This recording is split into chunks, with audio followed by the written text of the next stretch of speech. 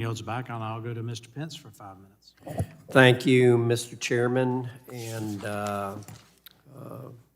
Ranking Member DeGette for holding this. And thank you, Madam Secretary, for being here. You know, back home, I'm in the Indiana 6th District. I spent my entire life in the petroleum distribution business. And I like to say I got the energy where it needed, when it needed to be there, affordably, in the quantities, and at the right time.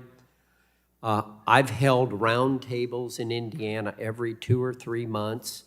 It includes the state of Indiana, utilities, research universities like Purdue and Vincennes, parking and mobility experts, charging station developers.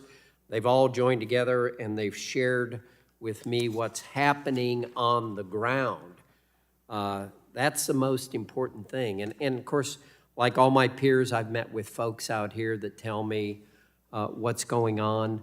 Let me ask you a question I always ask others. It's a goofy question, but do you know how many cars they sell in Europe every year? In Europe? No, I do not. About 8 million. Do you know how many cars they sell in the United States every year? Well, we've got over 300 million on the roads, I know that. So about 16 million. These are round numbers. Yeah, and how many cars do they sell in China where we know they want EVs? A lot more. 28 million. So sometimes I worry a little bit that what we're doing is we're rolling out supporting the automobile industry so that they can sell more cars in China. And I would laud Toyota that has looked at hybrids. Let me ask you this. Why haven't we looked more at hybrids instead of saying, let's go to EVs so fast? We're in favor of hybrid electric. You're in favor of it, Yeah. okay. Did you And they mandate, get tax did you credits. mandate hybrids by Nobody's 2035? mandating anything, just to be clear. There's no Okay. mandates, but hybrid electric vehicles are absolutely So I qualified agree, for the tax nobody's mandating anything, but you're incentivizing the heck out of. credit. Incentivizing hybrids too. Sure, and in these roundtables, the first one I had about 18 months ago, I said, and there's about 30 people there, and we share what's happening out in the marketplace. I said, you're all here because of the incentives, the grants, and the dollars that the federal government are putting out. Now tell me how that's going.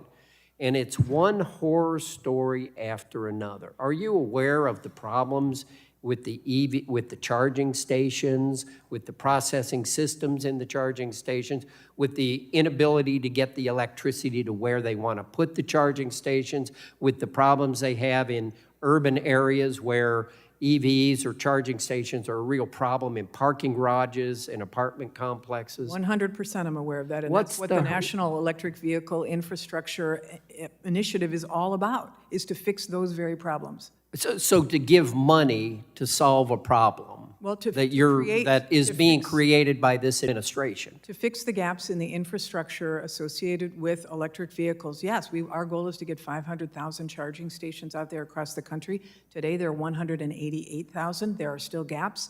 It is difficult to get And you're charging. well aware of how many of those are not operating, that aren't Yes, working and when part people of pull. part of that whole initiative is to do a rip and replace. So why that is states why do doesn't that. here's what I'm saying. I'm not here to argue with you today. I'm for all of the above, like everybody else on this committee is. But why can't we be a little more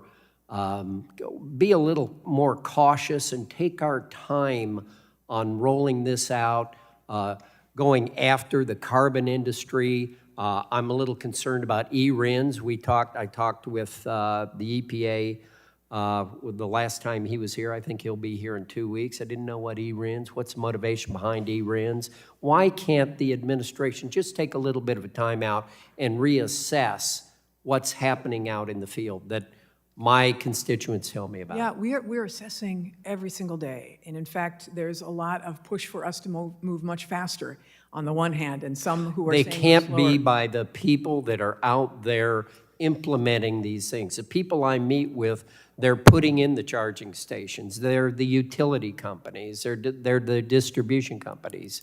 That whoever's telling you to move faster is not part of the solution of getting where you want to go and where we'd all like to go. Well, I know we talk to different folks, but we are trying to solve for those very problems that you're describing. It takes on average 18 months to pull electricity to an area for a charging station, for a fast charger, where it doesn't already exist. the state of Indiana, has the funding to be able to do this, and they are doing it in their They're own just way. shortage on transformers and Right, things like that. right. We're With working that, on, my time. strive for all of those things, everywhere, all at once. Thank you for your time, Mr. Chairman. I yield Gentleman's back. time's expired. I'll now